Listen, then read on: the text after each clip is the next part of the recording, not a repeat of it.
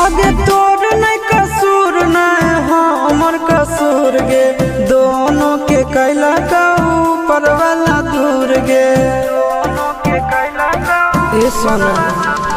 आगे तोर नहीं कसूर नहीं हमर कसूर गे दोनों के कैला का ऊपर वाला दूर गे आगे शीशा के छोड़ा के तो मिलोगे चिंटू या न जान से आगे सोना चिंटू या न जान से